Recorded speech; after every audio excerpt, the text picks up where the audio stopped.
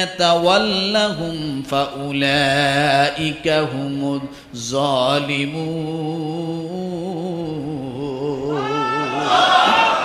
রব্বুল আলামিন সূরা মুমতাহিনার ৮ নম্বর আয়াতে আল্লাহ বলেন, যদি তোমাদের সঙ্গে কেউ যুদ্ধ না করে, তোমাদের সঙ্গে যদি কেউ বাড়াবাড়ি না করে, তোমাদের ঘরবাড়িগুলো যদি কেউ ধ্বংস না করে, তোমাদেরকে ঘরবাড়ি থেকে যদি কেউ বাহির না করে, তাহলে তোমরা অবশ্যই তাদের সঙ্গে সদাচরণ করবে। এটাতে কোনো দোষ নাই, কি নাই?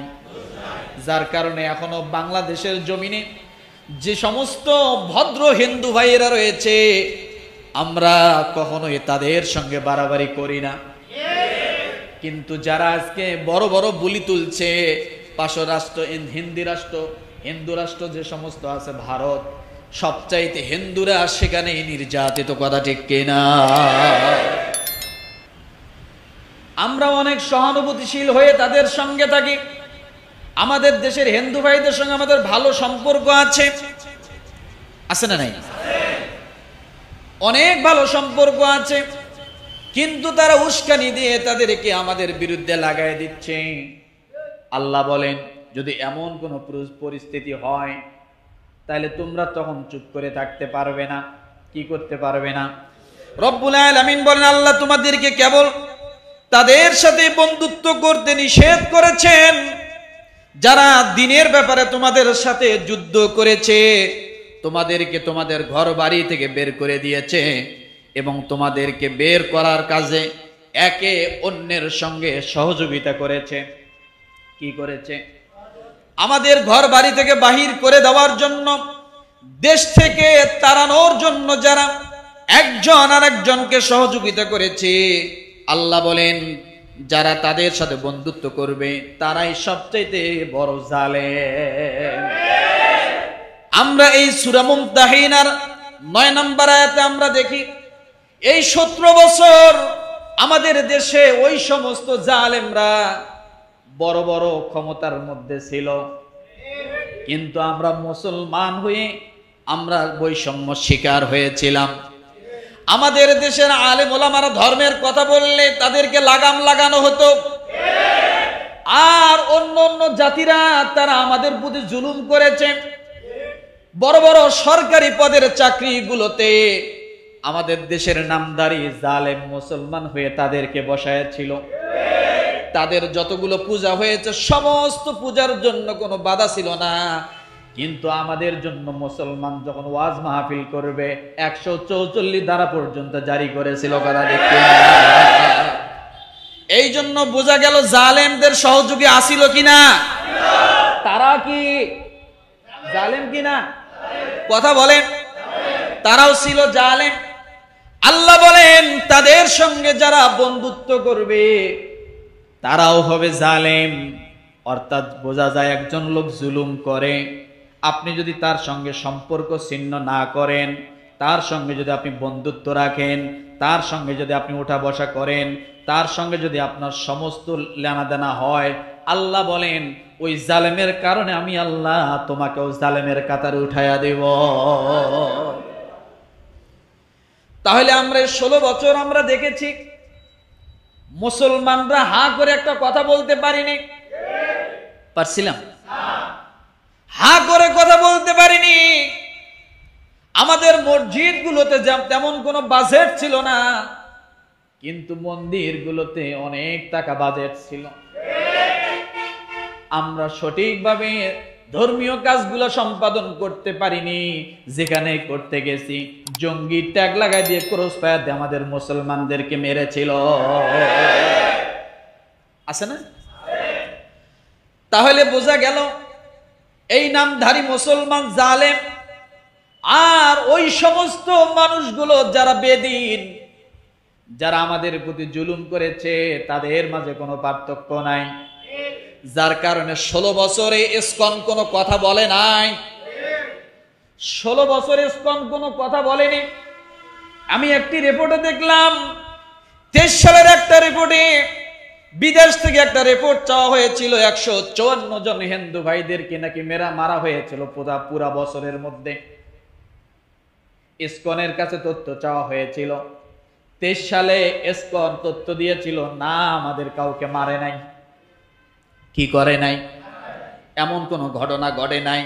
আর 5 তারিখের পরে এখন বলতেছে হাজার হাজার ইসকন কর্মী মারা গেছে, হিন্দু মারা গেছে। তাহলে 5 তারিখের আগে কি ছিল? তখন অস্বীকার করেছে, না মারে নাই। আর 5 তারিখ পার হওয়ার পরেই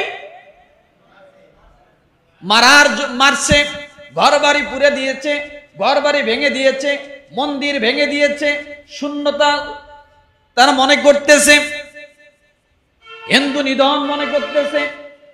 তাহলে বোঝা গেল এই 5 তারিখের আগে ওই লোকগুলো, ইসকনের লোকগুলো, তারা ছিল জালেমদের দালাল। 5 তারিখ পার হওয়ার পরে মাথা খারাপ হয়ে গেছে, এখন প্রতিদিন নাকি হাজার হাজার হিন্দুদেরকে মারা হয়। চিন্তা করা যায়। 23 সালের রিপোর্টে কি বলছে? 154 জন মারা যাওয়ার পরেও বলছে, কি বলছে? না এমন কোন ঘটনা আমাদের ইসকনের ভিতরে, আমাদের হিন্দুর ভিতরে হয়নি। আর 5 তারিখের পরে প্রতিদিন নাকি হাজার হাজার হিন্দু মারা হচ্ছে, ঘর বাড়ি পুড়িয়ে দেওয়া হচ্ছে, মন্দির পুড়িয়ে দেওয়া হচ্ছে, জ্বালায় দেওয়া হচ্ছে। তাহলে কি বোঝা যায়? মানে এতদিন তেল মাখা ছিল, এখন তেল মাখাইবো কেরা? আসল চেহারা বাইর হয়ে আসবে, যার কারণে এখন সব উঠে পড়ে লেগে গেছে, তাই না? আমার ভাইরা, রব্বুল আলামিন শুধু মুমতাহিনার 8 এবং 9 নম্বর আয়াতে এই কথা বলেননি। আল্লাহ ডাক দিয়ে বলেন, ওয়ালা তাসুব্বুল্লাযীনা ইয়াদউনা রাব্বাহুম ইয়াদউনা মিন দুনিল্লাহি ফায়াসুব্বুল্লাহা আদওয়াম বিগাইরি ইলম কাযালিকা যায়্যানা লিকুল্লি আমালাহুম লিকুল্লি উম্মাতিন আমালাহুম সুম্মা ইলা রাব্বিহিম মারজিউহুম ফায়ুনাব্বিউহুম বিমা কানু ইয়ামালুন। আল্লাহ মুসলমানদেরকে কি শিক্ষা দিচ্ছে দেখেন, কারণ এই কোরআন তো আমাদের কাছে, এই শিক্ষা আমাদের কাছে, কথা ঠিক কি? রব্বুল আলামিন সূরা আনআম, কোন সূরা? 108 নম্বর আয়াত। কত? রব্বুল আলামিন ডাক দিয়ে বলেন, হে মুসলিমগণ, তারা আল্লাহর পরিবর্তে যাদের ভ্রান্ত মাবুদদেরকে, তারা মূর্তিদেরকে আল্লাহ বলে ডাকে। ও মুসলিমগণ, বিধর্মীরা তাদের যে প্রভুগুলো বানিয়ে বানিয়ে, মূর্তিগুলো বানিয়ে বানিয়ে তারা যেগুলোকে ডাকে, তোমরা তাদেরকে গালমন্দ করো না, মূর্তিগুলোকে গালি দিও না। কে বলছে কথা? তোমরা ওই মূর্তিগুলোকে গালি দিও না, ওই পূজার মণ্ডপগুলোকে গালি দিও না। কোন সূরা? কত নম্বরে? মনে থাকবে? আল্লাহ কি শিক্ষা দিচ্ছেন মুসলমানকে? রব্বুল আলামিন ডাক দিয়ে বলেন, তোমরা গালমন্দ করো না, এই জন্য করো না তোমরা মিথ্যা খোদাকে গালি দিবা। কোন খোদা? মিথ্যা খোদাকে গালি দিবা। আর ওরা তোমার সত্য খোদাকে, হক খোদাকে গালি দিবে। তোমরা তো গালি দিলা মিথ্যা খোদাকে, তাই না? নিজে হাতে বানানো খোদাকে তোমরা কি করলা? কিন্তু ওরা অজ্ঞতা বশতে, মূর্খতার বশতে তোমার আসল খোদা আল্লাহকে, হক খোদাকে তারা গালি দিবে। অতএব তুমি মিথ্যা খোদাকে গালি, তাহলে তোমার আসল খোদাকে তারা গালি দিবে না। কে শিখাচ্ছে এটা? রব্বুল আলামিন ডাক দিয়ে বলেন, আমি এভাবেই প্রত্যেক জাতির দৃষ্টিতে তাদের কার্যকলাপকে সুশোভন করে দিয়েছি। এটা তারা তাদের জন্য শোভনীয়, তোমার জন্য তাদের মূর্তিগুলোকে গালি দেওয়া শোভনীয় না। কারণ তুমি মিথ্যা খোদাকে গালি দিবা, আর তারা তোমার সত্য আল্লাহকে গালি দিবে। এই জন্য আল্লাহ বলেন, আমি এটা পার্থক্য করে দিলাম, ওয়াল করে দিলাম। তারা যা করে করুক, তোমরা গালিগালাজ করিও না, তোমরা বিদ্রুপ করিও না, তোমরা ভৎসনা করিও না, তোমরা খারাপ কোনো কথা বলিও না, তাদেরকে তোমাদের আচার আচরণ দিয়ে, ভালোবাসা দিয়ে, তাদেরকে তোমাদের ব্যবহার দিয়ে, তোমরা ইনসাফ দিয়ে তোমরা তাদেরকে ইসলামের দিকে নিয়ে আসো। কে শিখাচ্ছে এটা? কে শিখাচ্ছে? কারণ তাদেরকে নিজ প্রতিপালকের কাছেই ফিরে যেতে হবে। তখন তিনি তাদেরকে তারা যা কিছু করত সে সম্বন্ধে আল্লাহ কি জিজ্ঞাসা করবেন না? আল্লাহ জানেন না যে কই আজকে তোমার 360টা খোদা নিয়ে আসো? বট গাছ দেখলেই তুমি সেখানে সেজদা করছো, আগুন দেখলেই সেজদা করছো, কথা ঠিক না? সেগুলো কই?